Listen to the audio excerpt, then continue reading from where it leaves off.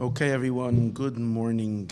Shir do-over. I gave a shir last night, and we had a problem with, forgot to change the battery in the mic, and it went out.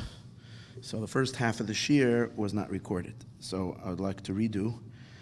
I was also extremely exhausted last night, so I wasn't that satisfied with the delivery yesterday, so I hope that today will be a little better and clearer, and also it will be recorded. So disregard if you've watched on YouTube the second half of that shir. I'm actually going to delete it, and this is the second version.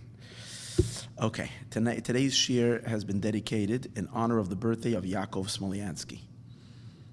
So may this be a big schus for him, and he should continue to grow in Torah and a Yirah Shamayim, and give his parents lots of nachas, and only good for the entire family. I also would like to dedicate this year in honor of my wife's birthday, which was yesterday on Hey Tammuz. Hashem should bench her with a Shnas Bracha and Hatzlacha, a wonderful, good year with a lot of blessings, both in the material and in the spiritual. Should have a lot of satisfaction and nachas from the whole family, including myself, from all the good work. And I also want to thank her publicly for all the support she gives me in my work and all the work she does for Maayon Yisroel, and consequently for getting the light out to so many people. So thank you very much. Also, in honor of a new granddaughter of mine, by my daughter Yeti, and to her, a big mazel tov to her and to her husband Label. Hashem should bless them both to raise her in good health, l'Torah, l'chuppah, l'ma'asim tovim. She's named after my very dear grandmother, Chanet Sivya. So may this be a schus of Aliyas Neshama also to my grandmother. Okay. That being said, let's take on the Parsha. This week's Parsha is Parshas Chukas. But before we go to the Parsha, I'd like to mention, as I mentioned so many times, we're living in Messianic times. We're actually experiencing currently tremendous shake-up in world events, where the world is forming itself into position for the complete and final redemption. There's no other explanation to the things that are happening. One of the phenomenal good things that happened this year, and it happened on a very auspicious time on Purim, was that the United States of America recognized the Golan Heights as an integral part of the land of Israel. It was considered contested land. Israel had taken that land in one of its wars, a 6-day war, and it was always considered contested land, like happened by all Israeli territory. What was magnificent this year is that it was officially recognized by President Trump and the State Department, and that this is part of the Israeli map, part of Israel. I'd like to talk about the spiritual significance of that, because there is everything that's happening in this world is a reflection of very lofty things. Now, Golan Heights represent something very high. What is the significance of the Golan to spiritually to the Messianic age? Meaning, there are still parts of Israel that have not yet, that are part of the land of Eretz Yisrael, but have not yet officially been recognized as Israeli territory, like Judea and Shomron, which is ours, absolutely ours, no question, but yet is still lacking full recognition. But the Golan was already announced. So what couldn't perhaps be the spiritual meaning of this? And what's the relationship to this week's Parsha? That's why I'm talking about it now. So in Parshas Chukas, the Torah begins with the mitzvah of the red heifer. And then after the mitzvah of Paraduma, the Torah talks about Miriam passing away, and the Jewish people complaining, and Moshe Rabbeinu beating the rock, which causes that, sadly, that Moshe and his brother Aaron, the high priest, are both prevented from going into the land of Israel. And then it says how the Jewish people are beginning to figure out a way how to go into Eretz Yisrael. Okay, they wandered in the desert for 40 years, and now they're beginning their surrounding trek to get into the land of Israel, and they're met they have to cross through various different nations. They make the attempt to go through the land of Edom, and they're blocked. Hashem tells them to move away. They continue further, and Aaron passes away at the end of the land of Edom, at the corner of the land of Edom. That's what it says. And after that, we speak of a little war that happened between the Amalekites that dressed like the Canaanim and came to confront the Jewish people, and the Jews defeated them. And then we have a story that the Jews complained because there was no water again, and they were tired, and they were frustrated by the mun, and they suddenly encountered these serpents, snakes, venomous snakes. Some of them died. Moshe makes a copper stake and puts it up high that everybody that looks at it anybody that will look at the snake will be healed. That story we have then. And finally, then we have a few miracles that happened as the Jewish people were about to cross through a narrow canyon in which the people over there, the Moabites, wanted to throw stones down from on top as they were going to come through that narrow canyon, and the two mountains met and crushed them. Great miracle, and the Jewish people sing a song of salvation. They sing a song to thank Hashem when they realize what kind of miracles God has done for them. He moved the mountains. And finally, the Jewish people come to the land of Sichon. And they want to cross through Sichon's territory. Sichon doesn't even think of it. He comes out to confront them with a huge army, and the Jews defeated these undefeatable Sichon, and they conquer his land, and then they also confront his neighboring towering giant Og, who also comes out to confront them. They wage war against Og, they conquer his territory, and the pasuk describes how the Jews settled in their lands. That is the story, a brief synopsis of Parshas Chukas. When we take a look at the Parsha, we see that in this Parsha specifically, the Torah brings together two periods of times that are at the farthest points in the story of the Torah. Meaning to say that the Parshas Chukas is a Parsha that was said very, very early on, the mitzvah of the red heifer, very early on in the 40-year period. The rest of the Parsha is talking about events that happened at the end and the conclusion of the 40-year period. So we need to understand why the Torah is combining two events that are so far apart. Now, to explain that a little better, let's do a quick synopsis over the entire book of Sefer Bamidbar. Generally, we know, this is an important rule, that the Torah is not meant to be in chronological order. There's a rule. You can't, by reading the psukim, you can't derive and say that this event happened then without further evidence. You can't decide when things happened based just because of the order of the Torah. Because the Torah is not meant and hasn't been written necessarily in chronological order. That doesn't mean that every story is out of place. Actually, most of the Torah is in chronological order, but there are exceptions. And when there is an exception, there is a reason why there is an exception. Okay? So, for instance, the entire Sefer Bamidbar follows chronological order, besides the first opening of the Parsha. So let's see that. So let's start a little bit with a brief history. In Sefer Shemos, from Shemos till Vayikra, which period of time did we cover? You see, the Jews were taken out of the land of Egypt in the year 2448, in the month of Nisan.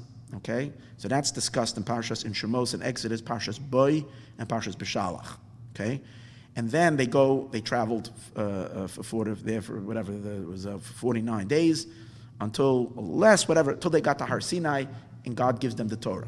Okay, so that's when in the month of Sivan.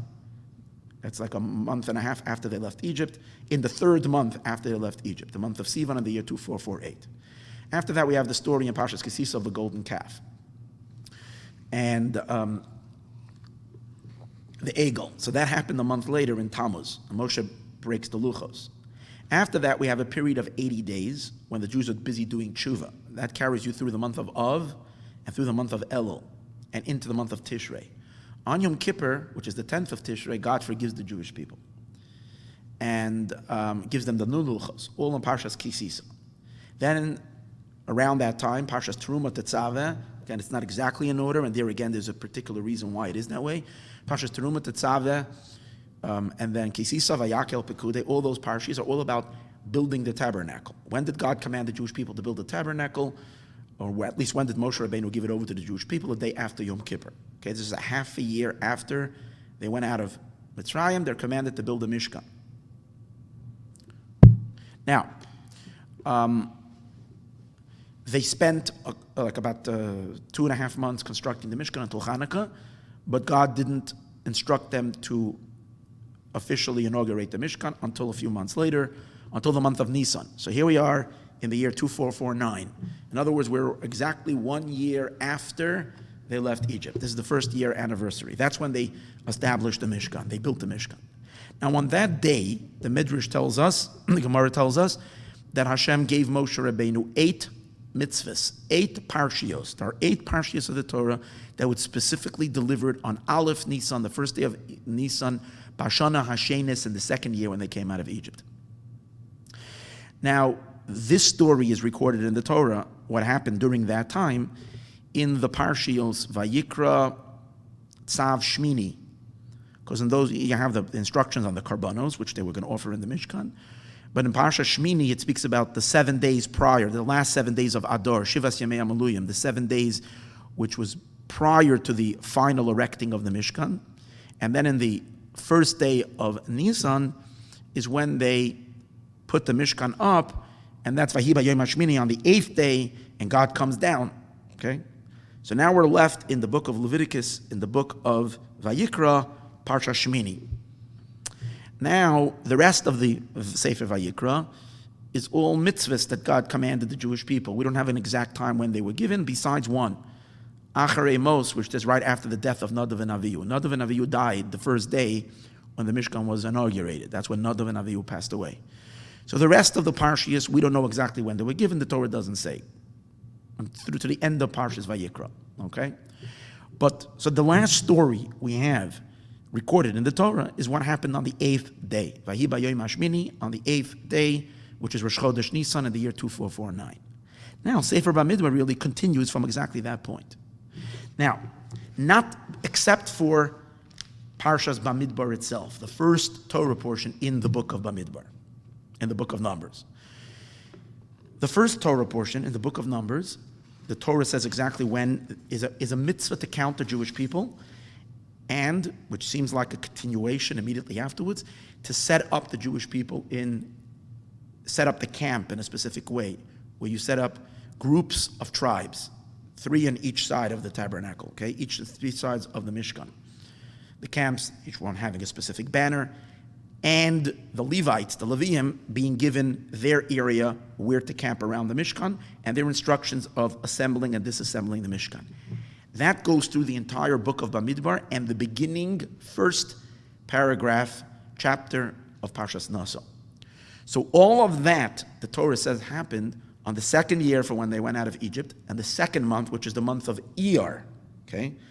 So the month of Iyar is a month after the events that we mentioned till now, because the events that we mentioned earlier concluded on the month of Nisan, the first of the month. First month. Chodesh Harishon. This is B'Chodesh Hasheni. Okay? So Rashi already says that this entire chapter is out of place. And the reason the Torah put it over here in the beginning of Bamidbar, even though it happened a month later, and consequently afterwards, in Parshas Naso, Bahaloscha, we are going to continue narrating events that happened a month earlier, which means the month of Nisan, not the month of Iyar. So Rashi explains already why the Torah put the story of Bamidbar, the commandment of Bamidbar, before the continuing of the narration of the story, because something that happened, one of those commandments, which is the Pesach Sheni, the second, the mitzvah of having the Karban Pesach, which was one of the 8 commandments that was given on the first day of Nisan, has a negative connotation to it, because it reveals that was the only, we learn out from there that the only mitzvah that the Jewish people, the only Pesach that the Jewish people offered was the first Karban Pesach, the first year. All the other years they didn't do the mitzvah, the Paschal Lamb of the Karban Pesach, and that doesn't make the Jewish people doesn't cast them in a good light. So in order to cover that, we begin with a more positive story that shows God's love for the Jewish people, that he commands us to be counted. Okay? So again, with the exception of Parshas Bamidbar, from Parshas Naso and onward is all in the order. Let's go through what those parshios are. Parshas Naso, after we finish the first section, which deals with the Levites, is a commandment that Hashem gives the Jewish people that they should send out of the camp all those that are defiled. Okay? Rashi tells us, and the Gemara tells us, I think Rashi brings it as well, that this is one of the commandments that was given, Rashi says it, that this is one of the commandments that was given on the first day of Nisan. Okay, he's one of the 8 commandments.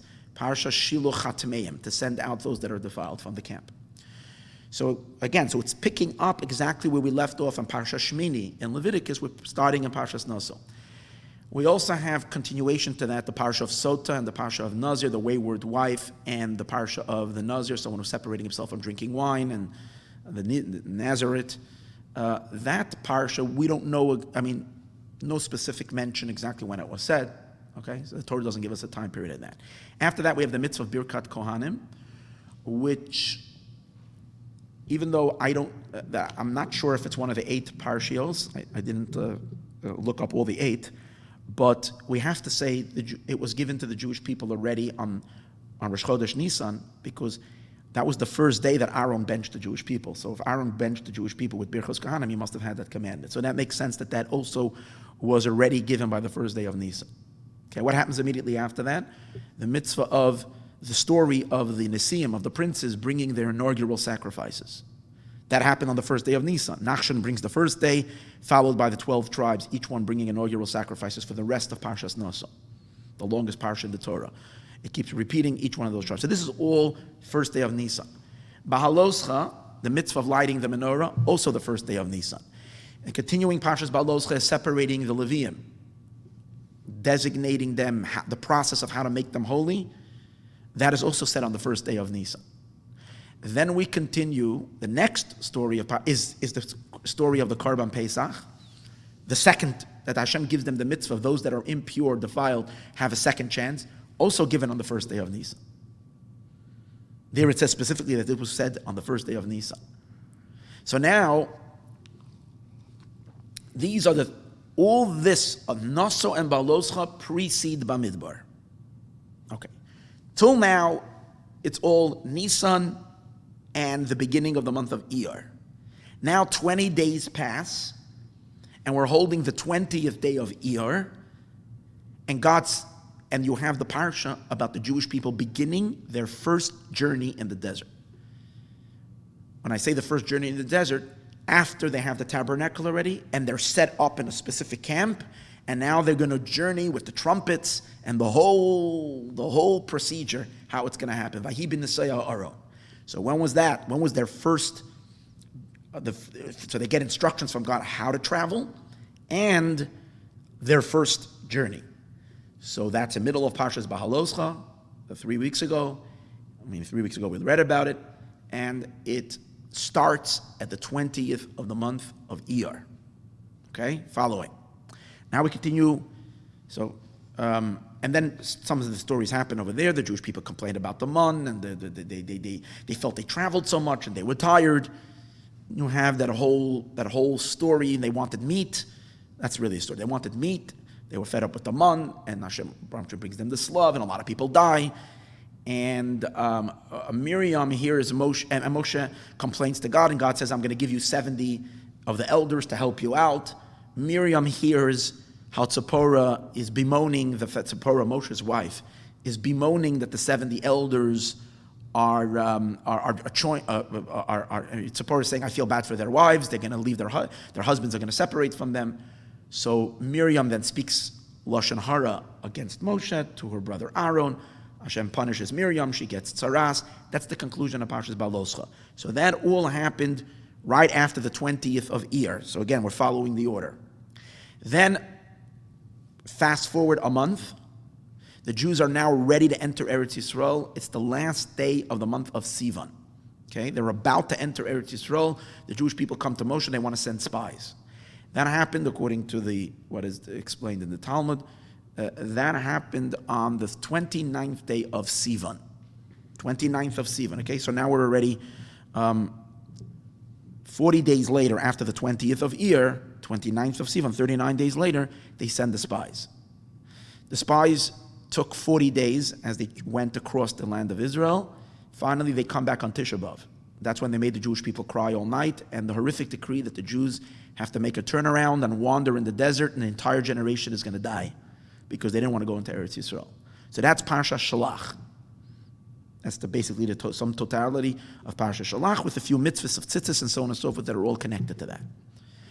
Then comes Parshas Korach. Parshas Korach, according to the Seder Olam, which is a midrash, happened immediately after the story of the Meraglim. It was Korach's revolt against Aaron. Okay?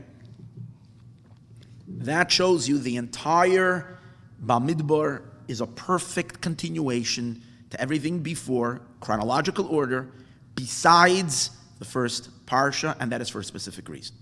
Now we come to Parshas Chukas. So the question regarding to Parshas Chukas is, the first mitzvah of the red heifer, that's a commandment that was given to Moshe on the first day of Nisan. Again, that's one of the 8 that we mentioned. There were 8 commandments given. That was one of the 8.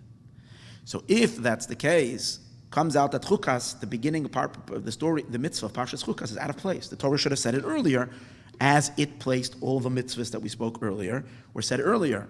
The sending out of the people that were defiled, the separating of the Levium, the story of the lighting of the menorah, the Pesach Sheni, all these mitzvahs that were given earlier. This should have been there as well. Why does the Torah rate with Chukas and put it over here? And to further realize the contrast of it, as I mentioned at the beginning, this story of the red heifer is Parah Aduma, is at the beginning of the 40 years, meaning in the first day of the first month of the first day of the first month of the second year from going out of Egypt. So it's right at the beginning.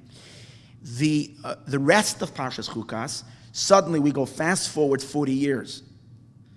Because the next story, the death of Miriam, is 40 years later. So the question is, why? Now, obviously, what happened during the middle of the 40 years? The Jewish people traveled from place to place. We know nothing about it other than in Parshas Maseh, later, the Torah is going to tell us all the places they traveled. We have no dates when they traveled, when they went. We just know that they traveled, for most of them. And really, there's nothing. I don't even know if there's anything in the Midrash. It's really phenomenal that for the entire 40 years, after year number 1, after the first year and a half, until the 40th year, in which we have the last events that are going to be discussed now, we have zero information what happened during those 40 years. Probably was uneventful, or maybe if things happened, it wasn't important to be part of the Torah that we should know what happened.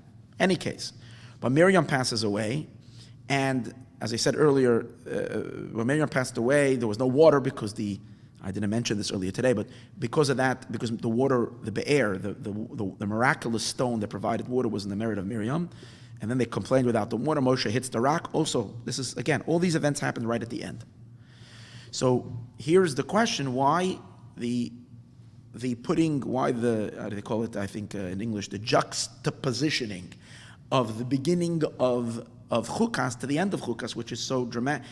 If you put it after Korach, we understand, because even though it's 40 years later, but it's the next event. But why connect it to a parsha that happened all the way 6 months earlier, at the beginning of Parshas Nisan, Chodesh Nisan? What's the relationship? So a simple answer is, Rashi really answers that question. Rashi asks, why is the parsha of Miriam stated next to the mitzvah of Parah Aduma, next to the mitzvah of the red heifer? And Rashi gives an explanation. Rashi says, that's because to teach you a special lesson the Torah wants to teach you. That just like the red heifer, the Parah Aduma, brings kapara, brings atonement, so too, when a tzaddik passes away, and Miriam was a tzaddikis, she brought atonement for the world. And that's the reason why this is placed next to it. Okay. So we have an explanation why Miriam's death is next to the Parah Aduma. In other words, this would really explain why Parah Aduma was taken out of context. It should have been earlier and placed over here. Once we understand that, we can really answer the rest of it, because all the next parshios are all continuation to the story of Miriam. Simple. So there's no question. In other words, the Torah is narrating the story as it is in the right order. It left that one mitzvah, which is paradum, and it placed it over here in order that we should make that, to teach us that lesson, that the passing of a tzaddik from the world has a tremendous impact in purifying the creation. Fine. Bringing atonement for the world. Good. So now we have a good answer. However, it would make sense to say that the rest of the parsha of Chukas, which means all the other stories following the passing of Miriam, and primarily the main story is the Jewish people trying to find access to go into Eretz Yisroel, and how they began that conquest by conquering the lands of Sichon and Og, also have a direct connection to the story at the beginning of the parsha, the mitzvah of paraduma, the mitzvah of the red heifer. So I want to know, or asking is, what's the connection? Especially since it's all part of the name of the parsha, Parshas Chukas. So there should be, the Torah is accurate, the Torah is perfect, there must be a deeper lesson for this connection. Now, another question.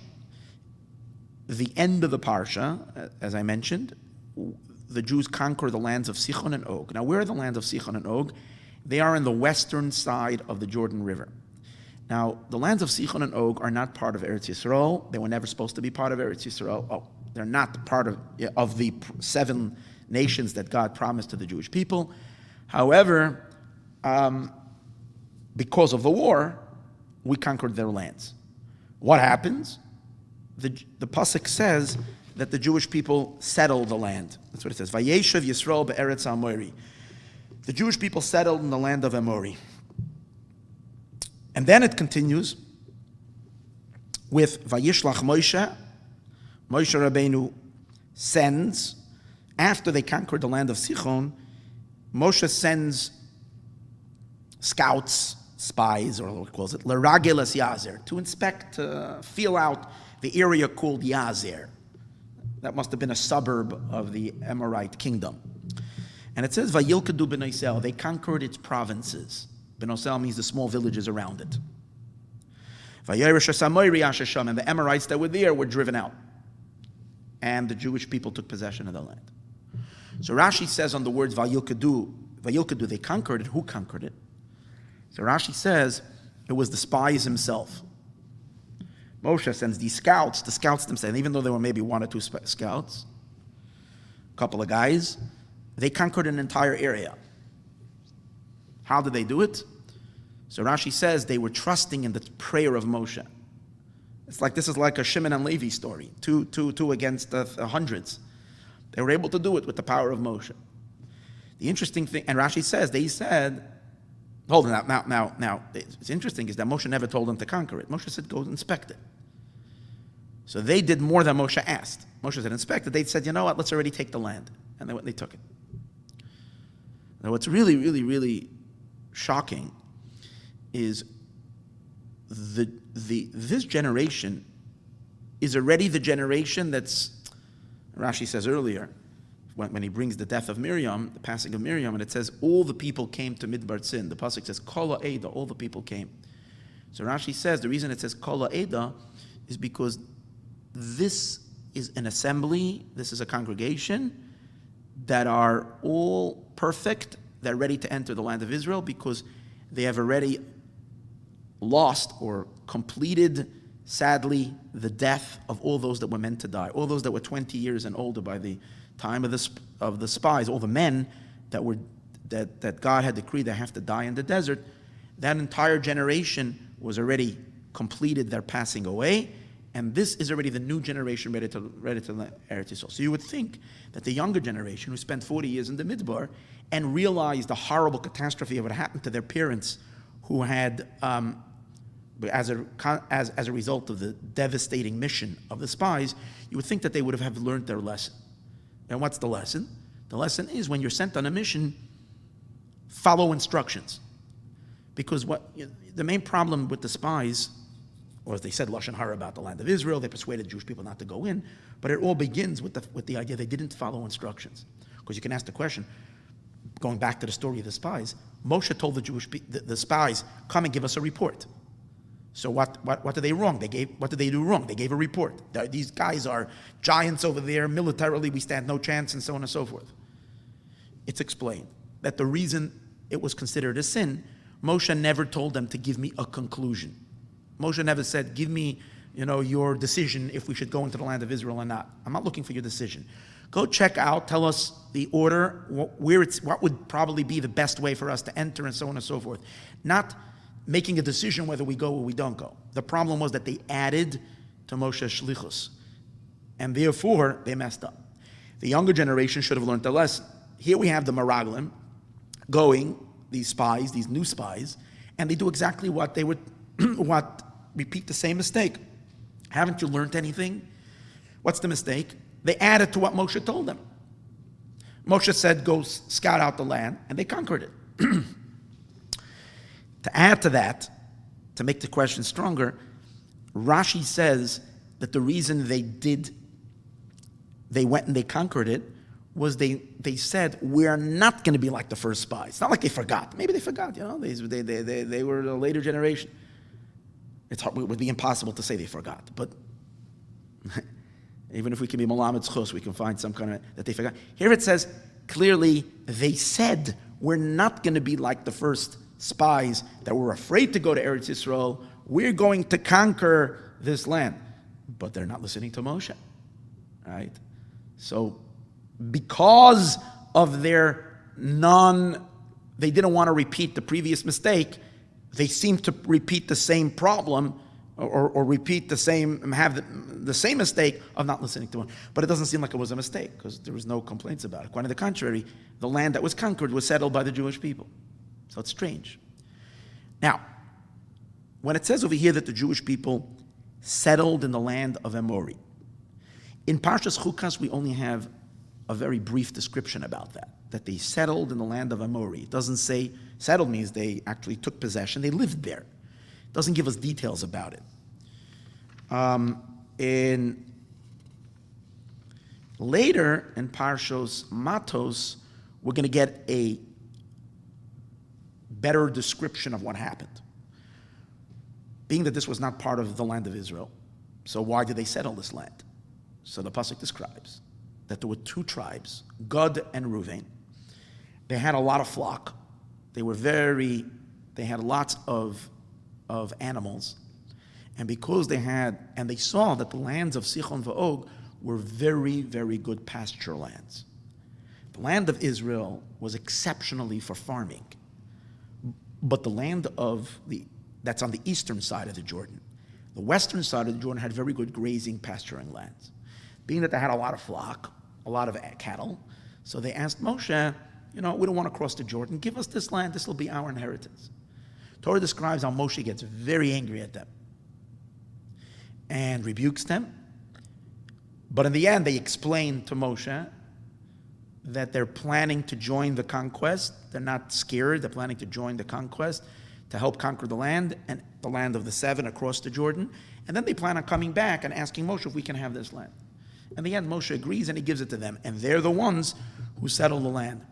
Now, when they settle the land, it's going to describe later in Matos that they changed in old names. They gave him Jewish names. And you even have a person, his name is Yair, the son of Menashe, who names a whole province after himself because he didn't have any children. So he wanted to have some kind of a area named after him called Chavos Yair. That's his area. Now, from this we see that the emphasis, again, over here in the end of Chukas, and later as it's further described, is that there is an extra piece of land that's kind of annexed to the land of Israel, and the fact that the Jewish people give it Jewish names is showing a deep connection to that land, to Israel. That this is it's not Israel, but yet it became a Jewish land, which is very, very strange, because when God took us out of Egypt, he promised us a land of milk and honey. Throughout the entire journey, Moshe keeps on promising the Jewish people again that land of milk and honey, the land of 7 nations. There's obviously some incredible spiritual dynamics to the land of Eretz Yisrael that God wants to give particularly that land. That's like the nucleus of creation. That's the holy land that has all the qualities of Eretz Yisrael, there's no end to the qualities of the land of Israel. And this has been the dream and the aspirations of the Jewish people. And over here, suddenly 2.5 tribes. It's again, 2 tribes asked for it, then Moshe actually gave another half of a tribe. Half of Menashe gave them the land west of the Jordan River. It's a strange thing. They ended up living outside of Eretz Yisrael, which is really, really, unbelievable. How is it that they did not go into Eretz Yisrael? They chose themselves the land outside of the borders of Eretz Yisrael. Does not make any sense, especially when we consider the pain and the suffering. Back to the question I asked earlier on the spies, but here it's even stronger, that after we consider the pain, the suffering, the horrible consequences of the Jewish people rejecting Eretz Yisrael 40 years earlier, and here you come and they repeat the same thing. They're not going into Eretz Yisrael. Doesn't make any sense. They don't go into the land of Israel. First of all, you have to understand their motivation. What's their motivation? They have a lot of cattle, and it's good grazing fields. A lot of people want to stay in America forever because they have good businesses here and they live in the place. Well, we live in Beverly Hills, in California, it's great weather. Obviously, I'm saying today's days, there's nothing wrong with that because Mashiach did not come yet. And therefore, we're not yet commanded, so to speak, to go live in the land of Israel. There is a mitzvah in living there, okay? I'm not going to get into that whole thing. Should everybody living in the diaspora go to the land of Eretz Yisrael? There are those who hold that, yeah. I would say that the Lubavitcher Rebbe did not see it as a mitzvah to do that now, meaning that communities still need to be in the diaspora until whenever the time comes. But again, I'm not going into that debate, into that question. But here we're talking about, after the Geula is here already, these Yidden are supposed to go to Eretz Yisrael. They're not going because of their cattle. I mean, for that, they're going to give up on the goods for themselves, the spiritual gain that they're going to get, them, their wives, their families. It's not like in the land of Israel, the cattle can't survive. They will. It's just not doesn't have as rich grazing fields. And after they saw God provide, what do you think? God can't provide for their cattle in the land of Israel. Strange.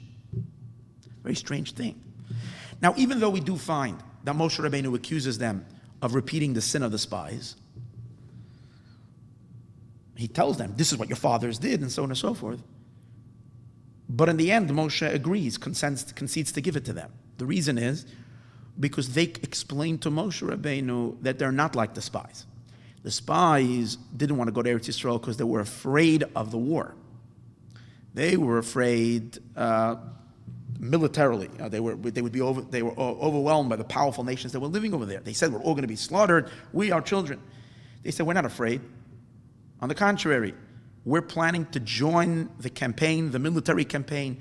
Actually, the Bnei Gad, the tribe of God, were the first ones. They were on the front lines. They were great warriors. They were on the front lines in the battle. They spent 14 years helping the Jewish people settle the land, and only then did they go back to their families to set up their, to go back home and to live with their families. So what do you see from, so what do we see from here?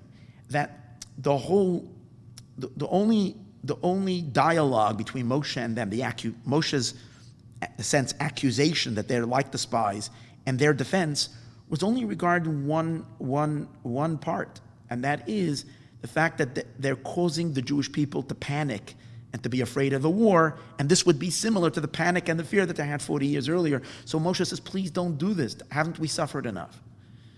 But otherwise, it seems like the very notion and idea that they're not going to live in Eretz Yisrael was accepted by Moshe. How can that be? How can it be that when we have the land of Eretz Yisrael, which is such a holy land, saturated with spiritual light and all the blessings that Hashem has given, Hashem's eyes are upon that land, particularly Mereishis Hashan ad Achar Hashan, that has the specific divine blessing. The Gemara says that all the other countries in the world are only receiving the remnants of the blessing, the leftovers of the blessing to the land of Eretz Yisrael. How can it be that the Bnei Gad, the Bnei Reuven, settled for less? Not only settled for less, they asked for less, and Moshe would give it to them. So there must be a deeper reason over here. Especially, let's take it a little deeper to make the question even stronger. It is explained the deeper reason why the Bnei Gad and Bnei Reuven wanted to stay on the western side of the Jordan and not go over onto the eastern side of the Jordan. It says that the reason is because they particularly did not want to engage in farm work. They wanted to be shepherds. They decided their occupation is going to be shepherds. And therefore, this land was more conducive for shepherding. Fine. Why do they want to be shepherds?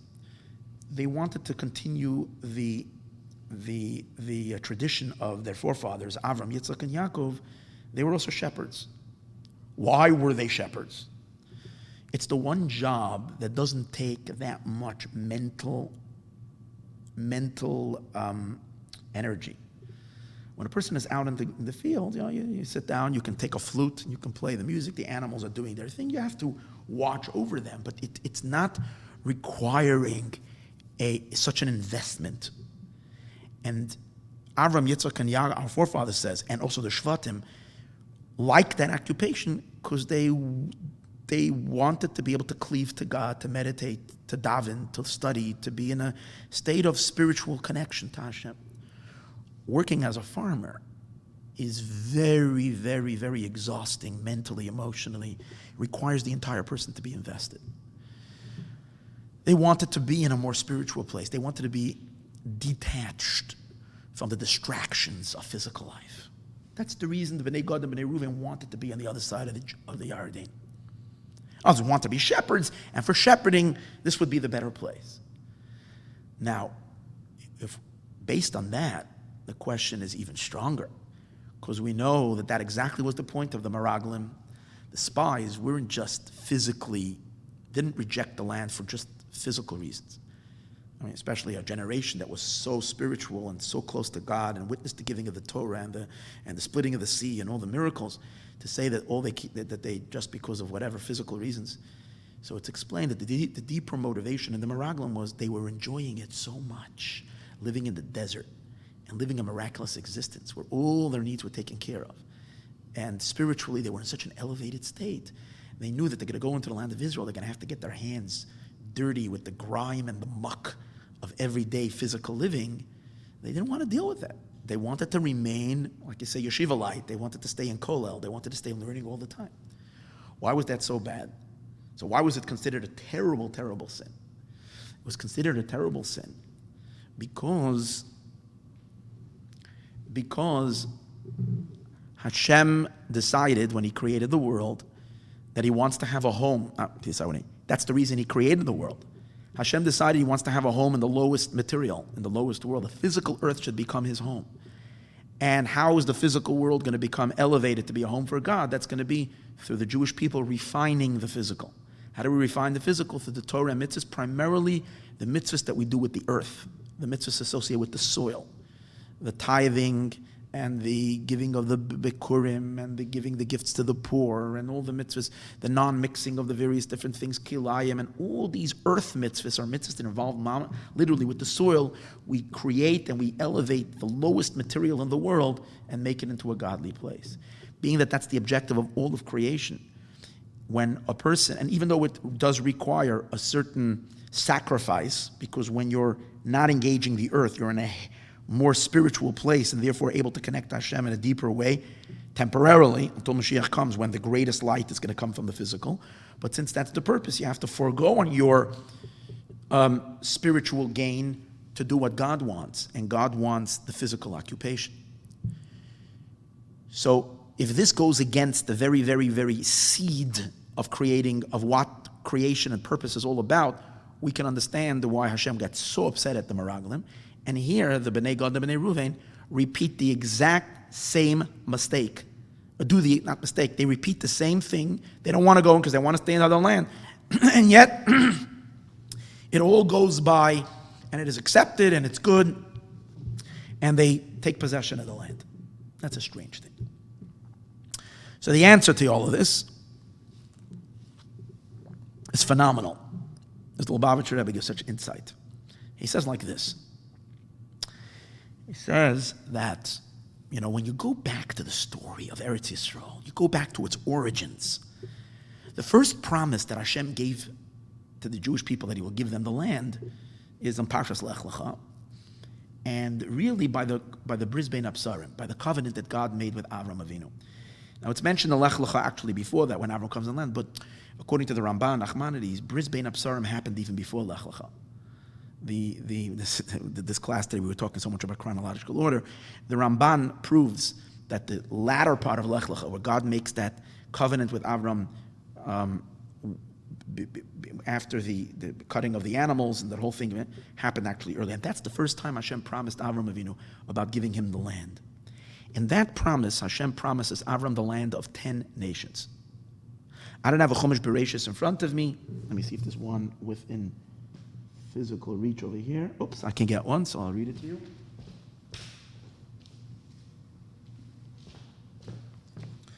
So in Lech Lecha, so what's the land that Hashem promises Avram?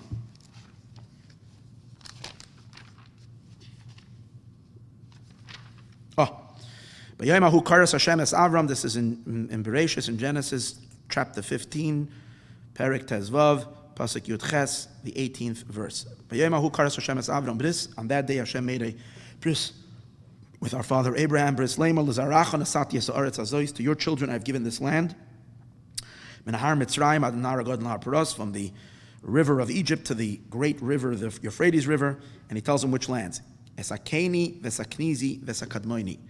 The Keni, Knizi, and Kadmoini. We never heard of these nations before, meaning they're not part of the 7 nations. These are the 3 extra ones. Then he says Chiti, Prizi, Rephaim, Moiri, Knani, Girgashi, Yevusi. Another 7 nations. The latter 7 are the 7 that are mentioned later, in which Moshe conquered when the Jewish people went into the land of Israel. But there's another 3 that are mentioned over here. What happens with these 3 nations? So it is explained that even though the Jewish people did not conquer it in their first conquest, they are going to conquer it in their future conquest. That means we never really took full possession of the land of Israel as it was intended to by Hashem when he gave the land to Avram Avinu. For whatever reason, we weren't meant to. Which are these 3 extra countries, these extra lands? These lands are the land of Edom, which we speak about in this parsha, that the Jewish people surrounded the land. They did not take possession of it. Again, they asked Edom to bypass. Edom didn't allow. They went around it. Why? Because that's one of the lands that was forbidden for them, as the land of Edom. That's given to Esav as an inheritance until the end of days. Then there's another 2 lands, the land of Ammon and the land of Moab. These are the 2 children of Lot. And again, these 3 lands are meant to be part of Eretz Yisrael, but the land of Israel, but it was not yet given to be Eretz Yisrael in the past. It will be given in the future. Now, what is the reason for that? Let me first. What's the reason for that? Why is it that the 7 lands were given to us immediately when we went out of Egypt, and the land and the 3 other countries are only going to be landed on when Mashiach will come?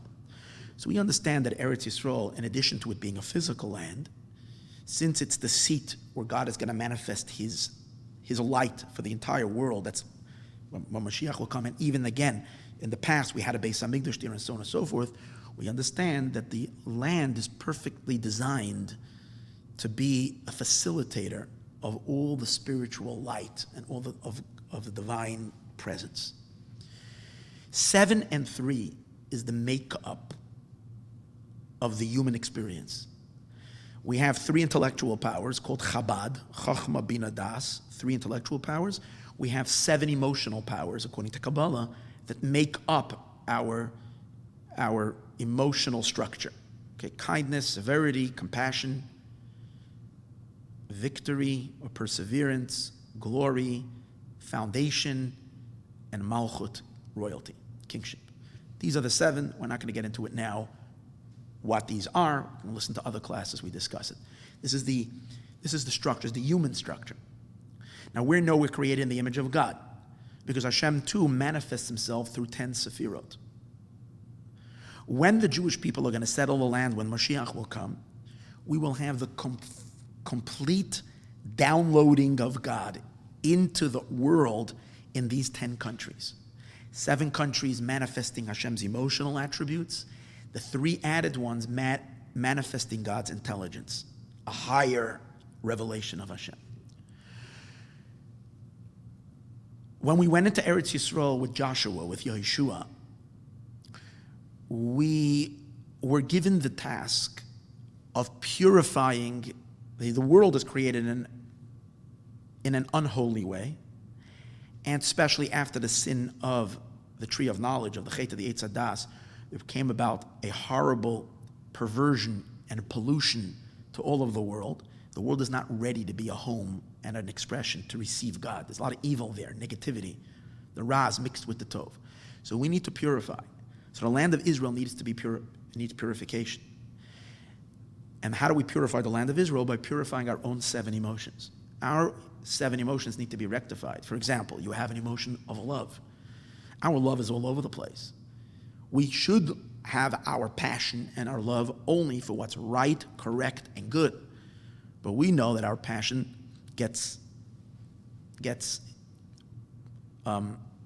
misguided and drawn. Ask yourself, what are the things you love? Do you have any passions and desires that are unhealthy, ungodly, the Torah doesn't approve of? Anything not kosher? I do. I'm sure maybe unless everybody is listening is a tzaddik, but probably I would imagine that there are certain things you want and desire that are not kosher, right? So that means a mixture of our love. When we work on our love and we purify our emotions, then we purify also that particular part of the land, and it becomes a seat for the revelation of Hashem. The main work that we need to do in purification is not in the intelligence. The main work that we need to do is in the emotions, because that's where most of the mixture of good and bad.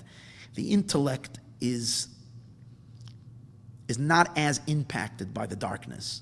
You see it by us, by most people, is even though sometimes you do have, sadly, an unhealthy mind, but, an unhealthy mind sometimes is easier to fix, right? Because you just have to expose the person to the right idea, especially in the mind. The mind is a mind that seeks the truth. The moment it sees truth and correct wisdom, it recognizes the falsehood of false ideas, and it can drop it very easily. The heart is different. Even though we all know what's right. We know it's not healthy for me to crave and to desire and to want. Let's say there are certain addictions and things that are not. I know it's not healthy, but what can I do? I feel I can't separate myself from it. Or we have, let's say, we have anger issues, right? So that anger is the gevura element of us misused. And people struggle with rage and anger all their life. People struggle with lusts and negative desires all their life, even though they know it's correct. It says that the mixture of good and bad on the emotional arena, in the emotional range, is much deeper and stronger than the brain, than the mind. Most of us, hopefully those listening to the shir, have a general correct attitude philosophically to life. It's just translating that from the head to the emotions. So what's our workload? Our workload is the purification of the 7 emotions. Since that's our workload, we were only given, in current days, the land of the 7 nations. We were not given the land of the 10 nations because that's a level that's above, that's more like a reward. It belongs to the future. It's not necessary now. You got to work on your emotions. Fix your emotions. Conquer the land of the 7. Make your own emotional world, transform it from being a land of 7 nations that are unholy, the Canaan and the Amori, which were representing a very unholy state of the emotions, transform it and make it all into Eretz Yisrael, into a holy land, into a godly land. That's how it works. So therefore we were given, now in order for us to fix it, to fix our negative emotions, we need to download the energy from the God's holy emotions. So by conquering Eretz Yisrael, if you think about it, there is 2 parts to it. The physical land is the place that we need to fix. We need to correct. We need to purge the evil out of it by purging the negative traits, the negative aspects in our own internal emotional state. So by purifying our emotion, we purify the land. But what gives us the strength to be able to do that? We have access to the divine emotions, to God's love, to God's discipline, to Hashem's compassion. And by downloading these spiritual powers, they help us rectify our own and thereby purifying the land. And then the consequence of that is that the 7 divine spirit, godly emotions manifest perfectly in the land of Israel.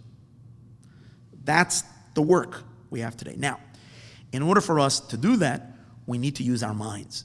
It's not like there's no intellectual involvement. We rectify our emotions by giving them guidance of the intellect. So we need to study, we need to learn, we need to connect to God's intelligence as well. However, in intelligence itself, there is 2 levels of intelligence. There is the intelligence that is meant just to guide the emotions, and then there is pure intellect, pure knowledge. The level of intelligence that is required for rectifying the emotions is a far inferior level of intellect. I'll give just a little example to that.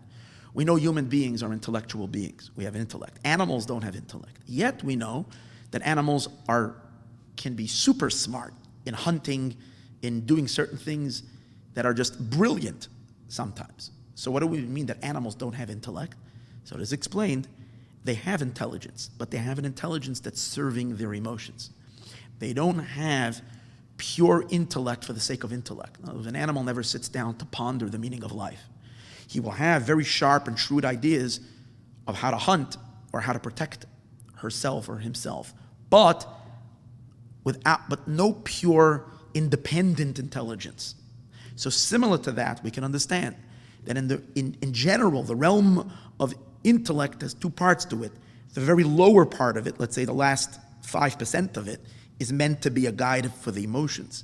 95% of the intelligence, its true power of intellect, is above it all, is meant to be a source, is meant to be our means of connecting to the highest and the truest, right? So, for that reason, we did not get the land of the 3 nations, because the land of the 3 nations represent pure intellect. Keni, Knizi, by the way, I said earlier, what are the Keni, Knizi, and Kadmoni? They're Edom, Ammon, and Moab. So you can see it in the names Ammon and Moab. I saw this in the Bnei Yissaschar, he says. Moab is Chachma, because Moab means from the father. We know Kabbalistically, father is called the first of the intellectual attributes, called Chachma. Ammon, if you change around the word, you get the word Noam. Noam means pleasantness, which means pleasure. Because it says that in Bina, in the second intellectual faculty, in the second level of intelligence, when you can really, when you appreciate and you learn something and you fully grasp it and are able to see and appreciate and really wrap your mind around it and really absorb it, that's when you have pleasure. In the Chachma stage, you don't really have that much revealed pleasure. In the Bina state, that's when you feel like the delight. That's why Ammon is Noam, because that's where pleasure is. Edom is related to either Keser, that's why it's red, very intense light, or Das, which is, as we said before, Chachma, Bina, Das. These are the 3 intellectual. So we had no need for taking that land at that particular time back at when we went into Eretz Yisrael, because we weren't ready for it. It would only be a distraction. It wasn't meant to be. It would be a distraction. It wouldn't help us. It's possible we would forsake working with our emotions because we would just get caught up in intellectual pursuits that have not related to us fixing our personality traits and our character traits. Sometimes a person uses intellectual pursuits as a distraction from the things they need to fix. So therefore, we didn't have access to those 3 countries. However, when Mashiach will come, after the thousands of years of purification of Torah and mitzvahs and the long exile, in which we go through purification after purification, we will have finished and completed the rectification of our 7 emotional attributes. It's at that time that Hashem will introduce to us the revelation of the 3 intellectual powers, Chachma, Bina, Das, that will manifest in those 3 countries, Edom and Ammon and Moab, which will then be annexed to Eretz Yisrael, and we will have Eretz Yisrael to its completion. We understand that the spiritual quality of Eretz Yisrael, once we have not just the 7 midot, the 7 emotions, but also the Chabad, the Chachma, Bina, Das, the quality of Eretz Yisrael, the spiritual quality, the holiness, is going to experience an exponentially great upgrade. That means, in addition to having those extra lands, would add to us levels of holiness, levels of access to God like we've never had before. Even the emotions, even the other part of Eretz Yisrael is going to be elevated to incomprehensible holiness. So really we can say that the 2 Eretz Yisraels that we have is the Eretz Yisrael that we had in the past, even in the days of David HaMelech and Shlomo HaMelech, which was really phenomenal, was severely compromised in compared to the Eretz Yisrael that is going to be after Mashiach comes.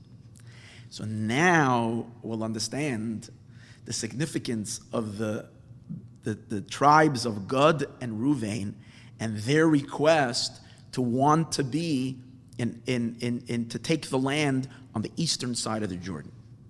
The reason for that, bipnimius, meaning the deeper reason, the deeper motivation, was because they knew the secret of those 3 lands.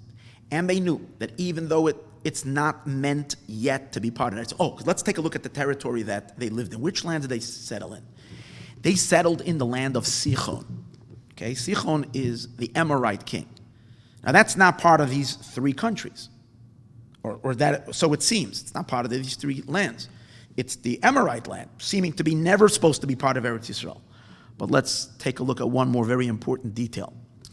It says that, and the Talmud derives it from what it says. It says actually in the Psukim, in the end of this parsha, that Sichon, earlier, before his encounter with the Jewish people,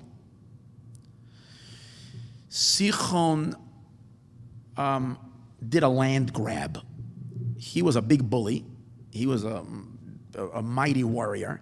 He conquered a strip of land from his neighbor, Moab, and from his other neighbor, Ammon. He took a piece of land, part of it that once belonged to Ammon and part of it that belonged to Moab, and he incorporated and he annexed it to the land of Amori. Once he took that land and swallowed it into the Amorite kingdom, the Jewish people were allowed then to take that land and live in it. In other words, even though we were warned by God, do not, al tatzeres Moab, don't start up with Moab, it's not meant to be yours, at least not yet, and don't bother with Ammon. Don't try to take their land. That's while they're holding on to it. If another country went and changed the borders, so the land that was once supposed to be Ammon and Moab became now part of the land of Amori. So it's no more the land of Ammon and Moab, in as much that we're not allowed to take it. And therefore, when we conquered it, we actually got part of the geographic location that is Ammon and Moab, which means that it has really the spiritual quality of those intellectual properties of God, which is futuristic, but we managed to have it already then. These are the words the sages say, Ammon and Moab tiharu b'Sichon. They became purified through Sichon. In other words, they became kosher for conquest for the Jewish people as a result of what Sichon did. Comes out, according to this, an amazing thing. That because that territory, that when the Jews conquered Sichon, they actually have part of the future Eretz Yisrael, with all of its spiritual greatness, with all of its incredible light. And that's why Bnei Gad and Bnei Reuven wanted that land. They wanted that land because of the spiritual quality of it, and also because they wanted that the current conquest of Eretz Yisrael, the conquest that was happening then, should already have within it a connection to the ultimate conquest of Eretz Yisrael. Because the two really have to be, in other words, there should never be an Eretz Yisrael that really has its head chopped off. We want Eretz Yisrael that should always have a connection to its head. These three factors, the head, is the brains. So they wanted at least a narrow channel, that the Eretz Yisrael of then should possess something of the ultimate Eretz Yisrael. And that was their reason. And this will also fit with what I was saying earlier, that they were people, they wanted to be shepherds. And the reason they wanted to be shepherds was because they wanted to be removed from earthiness. They wanted to be living in a higher spiritual plane where they can devote their mind and their thought to studying, to knowing God. Fits really well. That land is conducive to that, because that land is the land of the intellect, and not the intellect that supports the emotions, that guides the emotions, but the pure intellect for the sake of intellect. And that's why that was the land where you would not work the land meaning the emotions, that the area that needs to be purified, a more of a sublime state of service of God, a little bit of a detached kind of a service. So what they asked for was really noble, and when they conquered the land, there was something, they contributed something very, very important to our taking of the land of Eretz Yisrael. They made it be a foretaste of the Messianic era. That's awesome. Now, but one can argue the question that I asked before. They're repeating the sin of the spies. The spies also wanted to live a detached life without having to deal with the dark elements of life, to just float above it, live in the desert, without fixing the world. But it's not, you can't compare. You see, the problem with the Meraglim was that the Meraglim wanted all the Jewish people to remain in the desert. We shouldn't go into the land of Israel.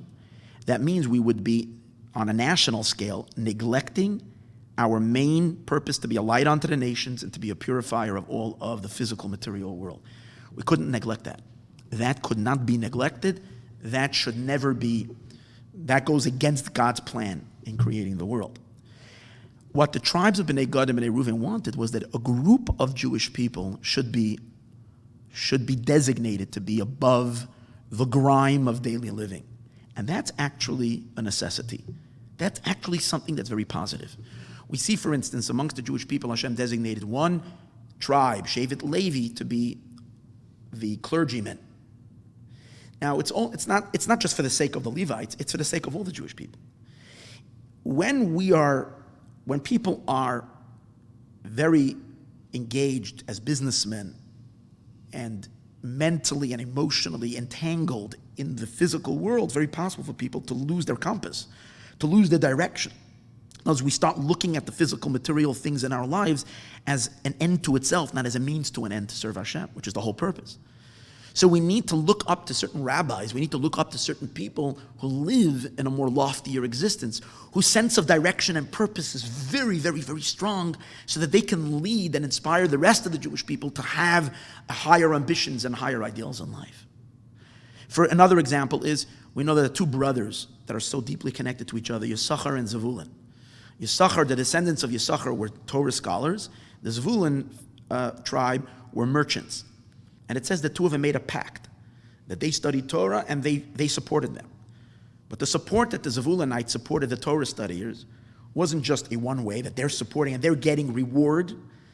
It's not just simply it is, they get part of their Torah learning. It's like people today also make a contract called the Yisachar Zevulun contract. I'm going to support you, you study Torah on my behalf. You can do that. And this is like based on the Yisachar Zevulun kind of a thing. But it's not just that you're getting a reward in the world to come. The reward that you're getting is that your buddy, the Yisachar Jew, is going to keep your head in the right place. He's going to keep on pulling you out, say, demand of you, come to a shiur, come study, come learn, come be part of something higher. So he's going to elevate the masses. You need to have the majority of the Jewish people need to be part of the workforce, because that's how we engage and fix the world with mitzvah observance. But there needs to be a minority that remains above. And the Bnei Gad and Bnei Reuven were asking to be that minority, to be aloof. Therefore, it was kosher It was a good request, it was positive, and it was needed. Spiritually, we can say that by having people, especially if based on what we said before, by having some people that have access to the three intellectual powers that are lofty and above, these people can inspire the rest of the Jewish people that are engaged in the emotional arena to have some light from a higher place. Because even though it's not necessary for the purification, when you have a bolt of light from a purely intellectual light from a very high place, it elevates your entire being to a higher place. Even if you can't use that information directly to refine your character, it still places you in a higher realm. So that you had these two tribes and that elevated land. So now, if we think about it, we will realize that the Bnei Gad and the Bnei Reuven and the spies that Moshe sent to conquer, to spy, to scout on the city of Yazer, and in the end they conquer it, and they went and they did more than Moshe. Not only didn't they repeat the sin of the spies, they actually rectified the sin of the spies. They did the ultimate rectification. What do I mean by that? The Rambam says that the real tshuva, the ultimate tshuva, is when you take the same situation that you were in and caused you to sin and use that very situation for a positive thing. That's the ultimate tshuva. The Rambam gives an example of a person who sinned by having a forbidden relationship. So the Rambam says the ultimate tshuva is when they're in the situation, when they have the same access, the Rambam says, to the same woman, the same situation, that they're in a private setting, and they could do the same sin they did before, and they have the same physical desire, and yet in that situation they do not do the sin and say, I'm not doing it because God, because Hashem prohibited it. That's the ultimate tikkun. Okay, it doesn't mean that we're supposed to search it for it, because you never know. If we succumbed one time, we could succumb another time. But you really want to know that you did the full-fledged rectification, be in the same situation that you were and used it in a negative way, now you'll use it in a positive way. So, in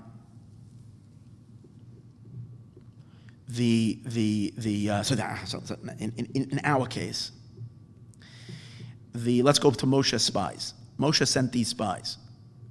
What did the earlier spies do? They added to what Moshe said, but when they added to what Moshe says, they brought a conclusion that it's not worth to go into the land, we can't go in, and they used that additional thing that they were instructed by Moshe to detract, to dissuade the Jewish people from the purpose of life, which is going into Eretz Yisrael. So their addition that they added was used for a negative purpose against God's will. That's what's negative is. Here comes the tribe, and they wanted to make a tikkun on what their fathers did. So they did the exact same thing that the previous Meraglim did. They added to what Moshe Rabbeinu told them, but they added to what Moshe said to increase the possession in Eretz Yisrael, which means to take Eretz Yisrael, this Yazer area, which is going to be not just Eretz Yisrael as it is now, but already Eretz Yisrael with a little taste of the future. And the same is the Bnei Gad and Bnei Reuven. They're taking the exact same motivation that the Meraglim had. Number one, they're repeating what the Meraglim, the spies of the past, or the Jewish people then rejected Eretz Yisrael. They are not just rejecting Eretz. They're not rejecting Eretz Yisrael. They want more Eretz Yisrael. They want Eretz Yisrael. They shunned Eretz Yisrael, the earlier generation, the land of Israel. These people wanted Eretz Yisrael. Not just regular Eretz Yisrael, but we want the full Eretz Yisrael. See? More Eretz Yisrael. And their rectification was by taking that very same motivation of the Meraglim. What was the motivation of the Meraglim? That we want to remain in a world of Torah. We want to remain in a secluded world. But it was against God's will. They're using that motivation to remain in a secluded world, but in accordance to God's will. And what is that? A section of the Jewish people need to be above the grime of daily living. They did it in a very mindful way, not allowing their emotions to take over, but in a very clear and with a deep bittul to Hashem's desire. What does God really want? And they were able to tap into the true desire of the Eibishter. And that's where it's very, very noble what they did. Actually, I'm just going to add one interesting point. It says that the Bnei Gad, the reason why they had a lot of flocks, it says because they cherished the mun. All the other Jewish people in the Midbar, God supplied them with mun, but they were also hungry for meat. They had their own cattle, so they would shech, they would make barbecues all the time. And they were able to, they had their meat. They cooked their meat, The Bnei Gad never ate the meat. The reason they didn't eat, they were vegetarian. They ate the mun. They weren't vegetarian for the sake of vegetarian. I'm not going to get into that right now. But they ate only mun. The reason because they loved the mun. To them, they never wanted to supplement the mun for anything else. And the reason is because it says by the mun, Vahaman Kizera Gad, that the mun was like the seed of coriander. And the word Gad is the name of the tribe of Gad. There's a special connection between the mun and Shevet Gad. Because of that, they had extra cattle. They had a large, because they never ate their animals. They didn't shech them. Now we know that the mun, one of the things that the mun was conducive was to develop the person's mind. It wasn't so much food for the stomach, it was food for the mind. It left them hungry. That's why it says, Vayancha vayarivecha, I starved you. Physically they were hungry, but intellectually they were very, very, very, very increased their knowledge. That's why the Bnei Gad had a special desire for spiritual knowledge. And that's why they stayed dafka on the other side of the yard in the eastern banks of the Jordan, where you have them at least somewhat of a connection already to the ultimate Torah Chadasha, the new light, the new wisdom that's going to come when Mashiach will come. So now we'll understand the reason why the Torah on purposely leaves Chukas, the story of the red heifer, and puts it over here together with the rest of Parshas Chukas, even though it's out of chronological order as we discussed earlier. And here's 2 points, and with this we conclude. Point number 1 is that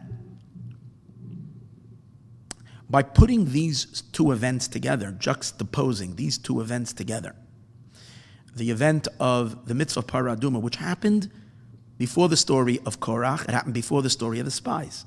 It happened when the Jewish people were still in a very elevated state. They just made the Mishkan. They were clean, they were holy, they were godly.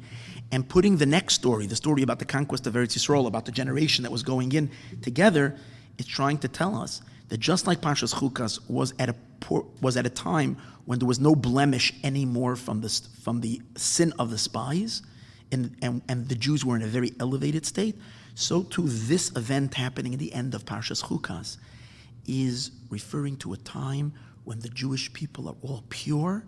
They've cleansed themselves completely from the sin of the spies. Their motivations are pure and holy. There isn't even a trace of the sin of the spies. So that is one idea, that the times bring the two together to show on the purity of motive that was really over here. There is no spies and no influence of the spies at all. Okay? In other words, because when you're reading the Parsha Sefer Bamidbar, you read already about the spies, so everything that's happening afterwards is like a fall. It's still under the darkness of the spies. So in order to interrupt the influence of the story of the Meraglim, and to show us that here there is a space to put a barrier that's over, the Torah takes a mitzvah from before the story of the Meraglim and places it as a barrier. That event is over. Now they're very pure. But also deeper than that. The relationship of the Jewish people to the land of Israel is one that's intrinsic. It's one that can never be separated. God, the Torah, and the Jewish people are one, but also the land of Israel is also one. It's all part of this one package. And therefore you can't separate between Yidden and the land of Israel, between Jews and the land of Israel.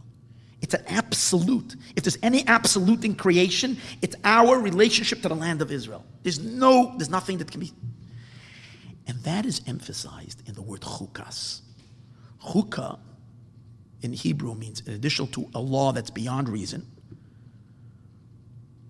chukah also means, from the word engraving. Chukah hakakti, or lachakok, means to engrave. When you engrave a picture, an image, or words on a piece of wood, on a piece of metal, when you engrave something on a stone, the words and the object in which it was engraved are one, and they're inseparable. If you write something, you can erase it. You can take ink, you can scrub it off, you can erase it, you can remove it. When you engrave something, the material on which it is engraved and the words are inseparable. The Jewish people and the land of Israel are inseparable. Not only that, the land of Israel itself is really a land of 10 nations, not a land of 7 nations. There are 2 phases in us reaching that stage. There's the first, the land of 7, and then the land of the 3. 2 phases, early conquest, later conquest, Mashiach conquest. But in order that these 2 stages should not be seen as 2 separate entities, and that the land of Israel, chas v'shalom, back then, would have been without its head, without its brain. So that's why you had the story of the Bnei Gad and the Bnei Reuven, who actually connected the conquest of the lands of Sichon, that connect the past land and the future land, emphasizes the chukah element of it, that the land of Israel is ours and the entire land of Eretz Yisrael is ours, and you can't separate between the 2 parts. It's one chunk, it's one truth, it's one reality. And that is the reason why this whole story of the end of Chukas, which gives us the other side of the Jordan, the conquest of the other side of Eretz Yisrael, and contains within it this oneness, is all part of Chukah. It's inseparable, it's unbreakable, it's eternal, it's forever. Which this explains to us, the significance, the awesome significance of the Golan Heights being now a part officially of Eretz Yisrael. The Golan Heights, again, there's different opinions of exactly what, where, and when, what's what, and it's a whole study that needs to be done. But one of the lands that was given to Shevet Menashe on the other side of the Jordan is called Golan Babashan, which part of it is the Golan. That means that part of that land is on the other side. It's on the other side of the Jordan, and it's connected to the lands of the Bnei Gad and the Bnei Reuven, or the land of the Menashe, half of the tribe of Menashe, which symbolizes the idea of the futuristic conquest of Eretz Yisrael and the Mochen. Could be that's also the reason why it's called the Golan Heights, because the Mochen, the intellect, is higher, much higher. And it's related to the new Torah that Mashiach is going to teach. You see, in Torah itself, there's the Torah that guides the emotions. That's our Torah that we have today. And then there is Torah Chadasha, the new Torah that Mashiach is going to teach, which is going to be pure intelligence. Infinitely higher. That's why the Medrash says the Torah we study today is considered foolish almost compared to the Torah of Mashiach. It's like beyond. It's like a person without seichel, without intellect, to pure intellect. That's the reason why right now that Mashiach comes, it's amazing that this was already officially recognized. When something is done officially, see what the nations do down here, their hearts are guided by Hashem. When Trump makes an announcement, it's because Hashem puts it in his mind. It's reflecting. Today's days, we have access already to the Torah Chadash of Mashiach. We have access already to the full power of our spiritual inheritance, all of Eretz Yisrael. May we merit, and it's very important also to realize that we today are this generation in the end of Parshas Chukas, because we're already the generation ready to enter into the Messianic age. We're compared to these Jews living at the very end of we've gone through already all the purifications that happened the 40 years in the desert. We're after the 40 years. We're at the conclusion already. We're ready for the ultimate conquest. So may Hashem already bless us that we should experience the full realization of Eretz Yisrael to its fullest. May we merit to see it unfold in front of our eyes, not just in a way that we appreciate it in a shiur, but in a way that we can actually see it tangibly and physically with our eyes, with the revelation of Mashiach Tzidkenu. May it be now.